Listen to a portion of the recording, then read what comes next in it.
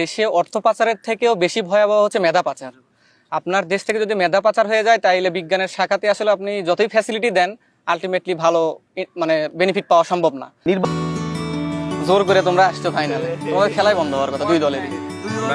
ভাই আসসালামু আলাইকুম। এতজন বসছেন ক্যাম্পাসের এই প্রাণবন্ত আড্ডায়, কি নিয়ে আলোচনা হচ্ছে আজকে? চ্যাম্পিয়ন দল টেক্সটাইল এবং রানার আপ দল হচ্ছে সিভিল ইঞ্জিনিয়ারিং ডিপার্টমেন্ট। তো এটা নিয়ে আড্ডা হচ্ছিল। চ্যাম্পিয়ন টিম যারা তারা সিভিলকে খোঁচাচ্ছিল যে আমরা রানার আপ হয়েছি এবং রানার আপ হয়েও নাকি আমরা উদযাপন করছি।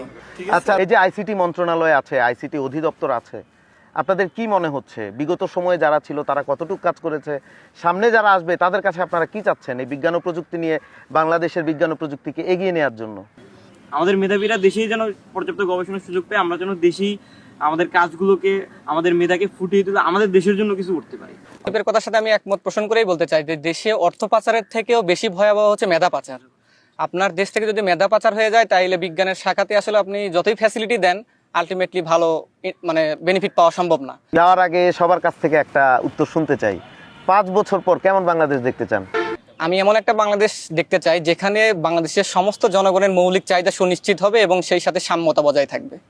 আপনাদের সবার কথাই শুনলাম, 5 বছর পর আপনারা কেমন বাংলাদেশ দেখতে চান। এখন আপনারা কিন্তু স্বাভাবিকভাবে আমাকেও প্রশ্ন করতে পারেন, আপনি 5 বছর পর কেমন বাংলাদেশ দেখতে চান? সে প্রশ্নটা যদিও আসে আপনারা আমি বলার পর করলেন, আমি 5 বছর পর আপনারা এতক্ষণ যা বললেন সেগুলোর সমন্বয়ে একটি বাংলাদেশ দেখতে চাই।